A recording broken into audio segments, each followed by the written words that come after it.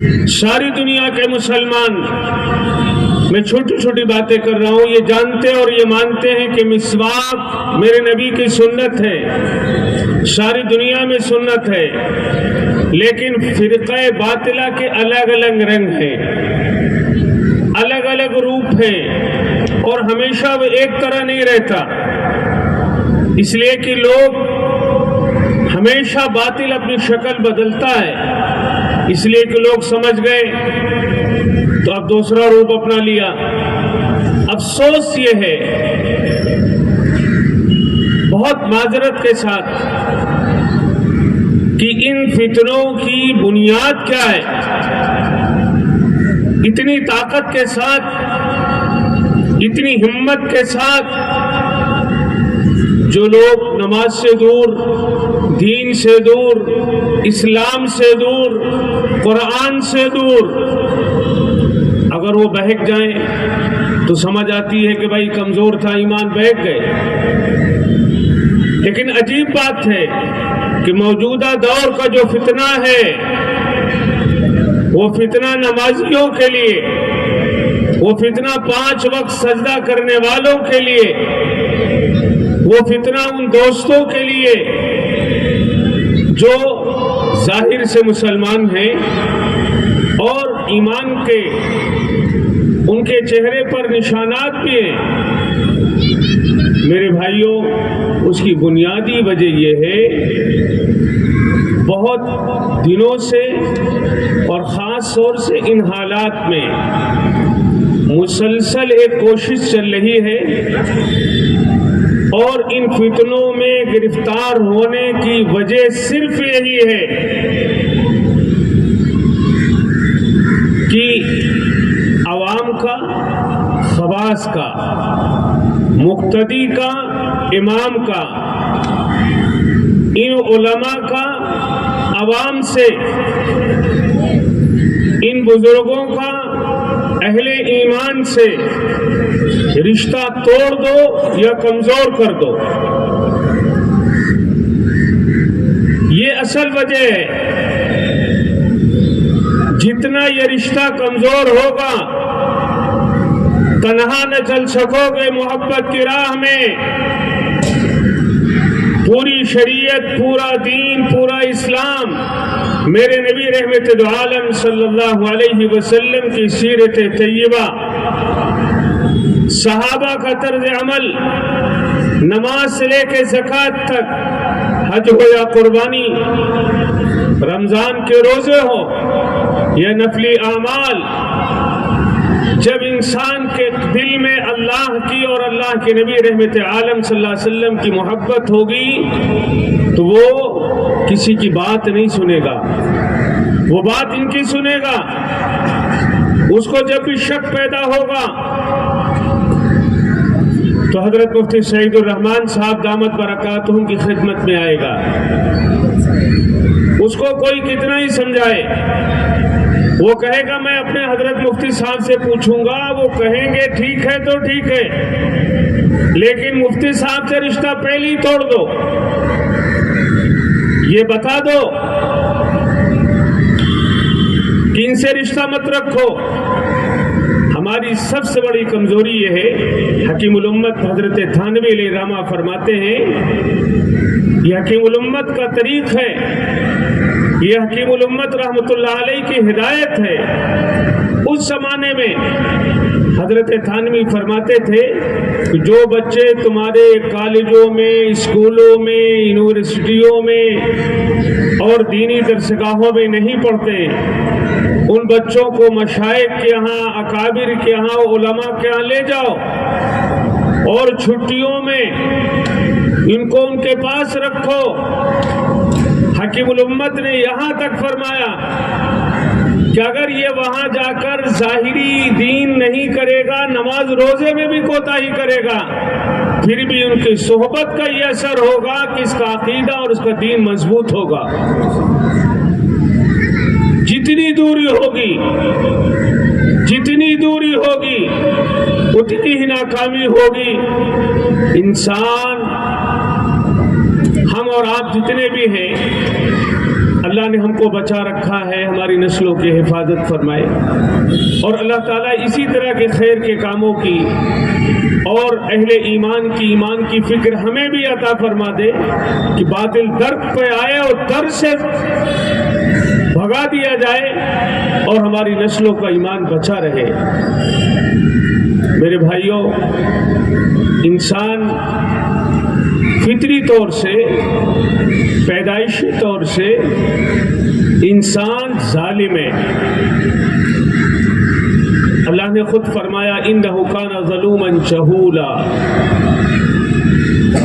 انسان فطری طور سے، سارے انسان ظالم ہے۔ بے موقع کام کرنا، جو نہیں کرنا ہے اس کو کرنا، اور ہر وہ کام کرنا جس سے اپنا نقصان ہو، یہ انسان کی فطرت میں ہے۔ اور جاہل، ظالم کے ساتھ ساتھ جاہل بھی ہے، نادان بھی ہے، ناواقف بھی ہے، نفع نقصان جانتا بھی نہیں ہے۔ اور کمزوری ایک نہیں ہے، ظالم بھی ہے، جاہل بھی ہے، اور جلد باز بھی ہے۔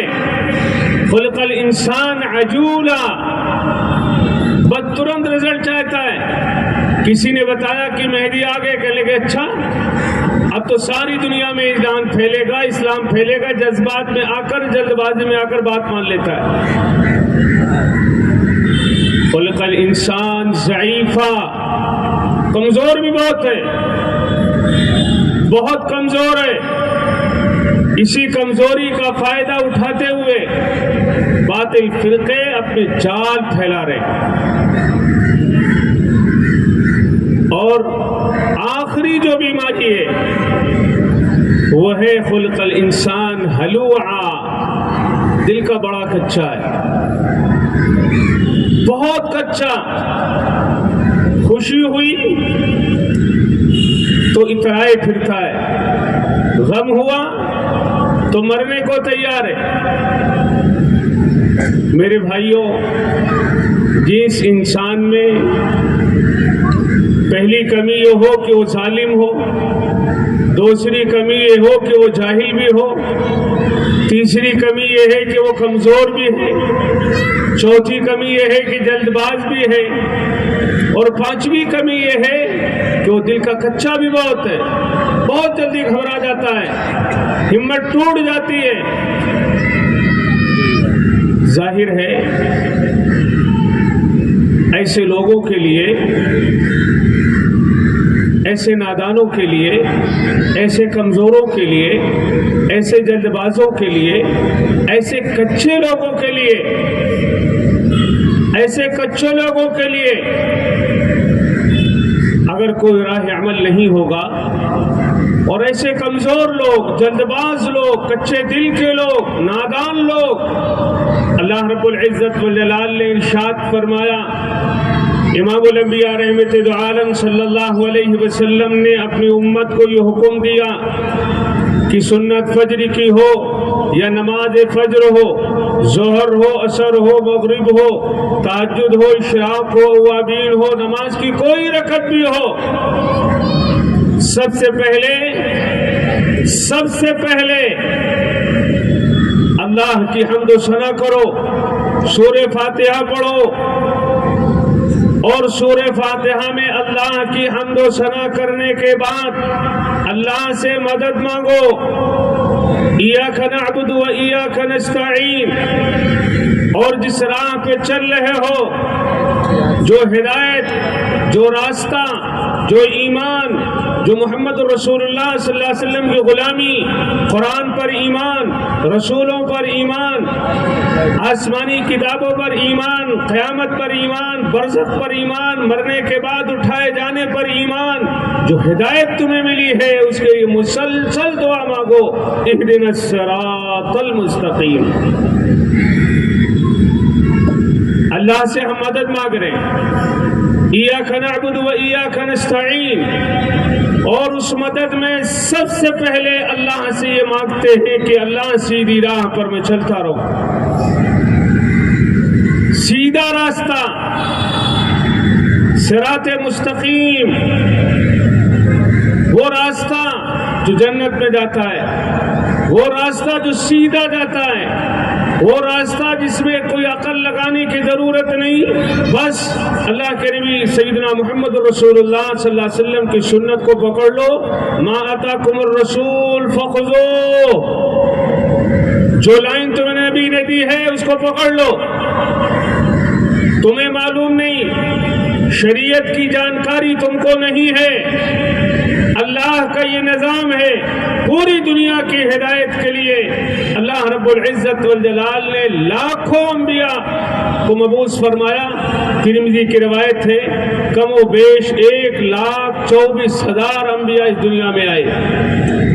عجیب بات ہے کہ رحمت عالم صلی اللہ علیہ وسلم کی نبوت دائمی ہے اور قیامت تک کے لیے، تو آپ نے صحابہ کی ایک جماعت تیار کی، صحابہ کی ایک بڑی جماعت تیار کی جو ہزاروں میں نہیں لاکھوں میں ہے، اور تیار کرنے کے بعد اللہ کے نبی رحمت عالم صلی اللہ علیہ وسلم نے ان کی تربیت کی۔ اگر مجلس نبوت میں، دربار نبوت میں، درسگاہ نبوت میں زور سے بھی انہوں نے بول دیا تو ان کو ٹوکا گیا، ان کو روکا گیا، ان کو بتایا گیا کہ لا ترفعوا اصواتکم فوق صوت النبی۔ دروازے سے باہر آ کر اگر انہوں نے آواز دے دی تو کہا گیا ان الذین ینادونک من وراء الحجرات، باہر سے آواز دینا یہ ادب کے خلاف ہے۔ اگر ان سے کوئی کوتاہی اور بھول چوک ہوئی تو پروردگار عالم نے، میرے نبی رحمت العالم صلی اللہ علیہ وسلم نے ایسی تربیت کی ان صحابہ کی، اگر کھانا کھاتے وقت پلیٹ میں ہاتھ ادھر سے ادھر ہو گیا تو میرے نبی نے کہا نہیں، ادھر سے کھاؤ، ادھر سے کھاؤ۔ چلنے میں، بیٹھنے میں انتہا یہ ہے کہ مکان بنانے میں، پردہ لٹکانے میں، پوری زندگی میں آپ صلی اللہ علیہ وسلم نے نظر رکھی۔ پھر پروردگار عالم نے اولئک الذین امتحن اللہ قلوبہم للتقوی، پھر ان کا امتحان ہوا، امتحان ان کا ہوا کہ تیار ہے کہ نہیں ہے۔ امتحان کے بعد رزلٹ کا اعلان ہوا، اور جب کامیاب ہونے والے اچھے نمبر سے کامیاب ہوتے ہیں تو ان کو رزلٹ بھی ملتا ہے، نمبر بھی ملتا ہے، کامیابی بھی ملتی ہے، ساتھ ساتھ انعام بھی ملتا ہے۔ ان کو رزلٹ ملا لہم مغفرۃ، کہ اللہ ان سے راضی ہے، ان کی بھول چوک معاف ہے، واجر عظیم، اور انعام ان کا بہت بڑا ہے، انعام ان کا بہت بڑا ہے۔ حضرات صحابہ نے امام الانبیاء رحمت العالم صلی اللہ علیہ وسلم کے اس مشن کو آگے بڑھایا۔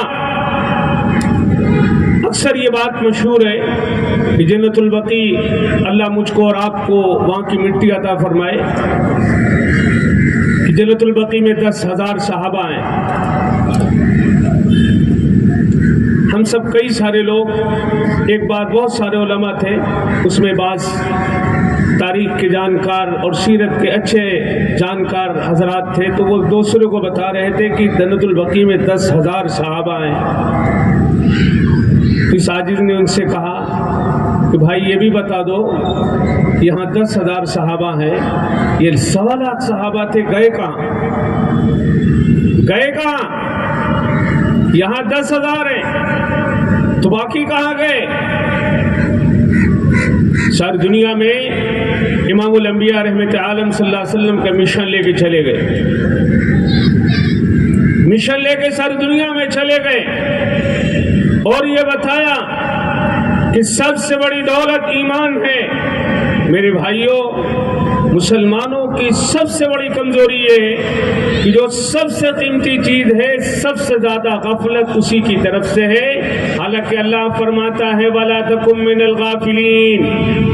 یہ فتنے اسی لیے آئے کہ ہم غافل ہیں, ہمیں پتہ ہی نہیں ہے.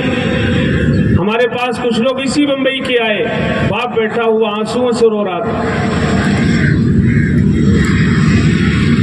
ایک صاحب آئے, ان کا بھتیجا, کوئی آیا ان کا کوئی اور عزیز, میرے خیال میں 3 یا 4 لوگ تھے. گھر میں آگ لگ گئی, وہ ماننے کو تیار نہیں, مرتد ہو گئے, دین سے بے دین ہو گئے. کیوں؟ اس لیے کہ وہ غافل تھے. کیوں؟ اس لیے کہ وہ علماء سے کٹے ہوئے تھے. کیوں؟ اس لیے کہ وہ عقل پر جینا چاہتے تھے. اہدنا الصراط المستقیم. یہ ایمان اتنا قیمتی ہے, یہ راستہ اتنا ضروری ہے کہ اللہ سے مدد مانگی جا رہی ہے کہ اللہ سیدھی راہ دکھا دیجیے, سیدھی راہ پہ چلاتے رہیے. صراط الذین انعمت علیہم. اللہ اس راستے پر چلائیے جس راستے پہ چل کر تیری مہربانی, عنایت, انعام, کرم اور فضل ہو. یہ راستے جس پر چل کر تیرا غضب ہو, جس راستے پر چل کر رسول اللہ صلی اللہ علیہ وسلم کی مخالفت ہو, باطل کی حمایت ہو, اللہ اس راستے سے بچا لیجئے. غیر المغضوب علیہم ولا الضالین. وہ راستہ کون سا ہے؟ من النبی اولئک الذین انعم اللہ. وہ راستہ کون سا ہے؟ انبیاء کا راستہ, صدیقوں کا راستہ, شہداء کا راستہ, والصالحین, نیکوں کا راستہ.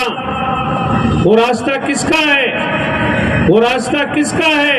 یا ایھا الذین آمنوا اتقوا اللہ وکونوا مع الصادقین. وہ راستہ ان کا ہے جو اپنے مشن میں سچے ہیں, جن کی نظر کسی کے ایمان پر نہیں بلکہ اس کی منزل پر ہے کہ اس کے سینے میں وہ ایمان ہو, کل جب خدا کی بارگاہ میں کھڑا ہو تو محمد رسول اللہ صلی اللہ علیہ وسلم کا سچا غلام ہو. ہماری مشکل یہ ہے کہ جہاں سے ہم کو ایمانی قوت ملتی تھی, جہاں سے ہم صحیح راستے پہ جا سکتے تھے, ان سے ہمارے رشتے کمزور سے کمزور ہو گئے,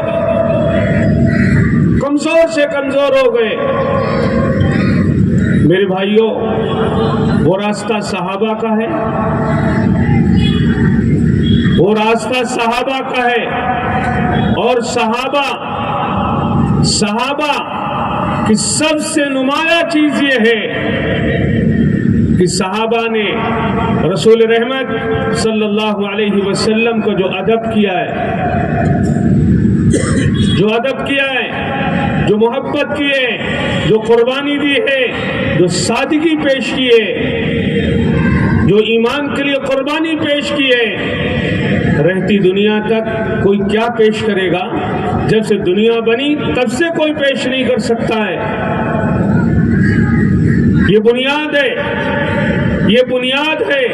پہلے صحابہ سے کاٹو, پھر علماء سے کاٹو, پھر بزرگوں سے کاٹو, اور یہ کہہ دو کہ عقل کے راستے پر چلو گے تو کامیاب ہو جائے گے. یہ لوگ کیا جانے, یہ تو مدرسے میں پڑھاتے ہیں, انہیں زمانے کے حالات کا علم نہیں ہے. علی بصیرۃ انا ومن اتبعنی. میرے نبی رحمت عالم صلی اللہ علیہ وسلم نے فرمایا, قرآن کا یہ اعلان ہے کہ یہ اللہ کے نبی رسول رحمت صلی اللہ علیہ وسلم کا جو راستہ ہے وہ دل کی آنکھوں سے چلا جاتا ہے. راستہ وہ ہے جس پر صحابہ چلے, اور صحابہ کا راستہ وہ ہے جس پر انبیاء چلے ہیں اور میرے نبی رسول رحمت صلی اللہ علیہ وسلم نے چلایا ہے. واتبع سبیل من اناب الی किधर जाएं? देखो रुख अल्लाह की तरफ है, अल्लाह की तरफ जिसका रुख है उस तरफ चल पड़ो।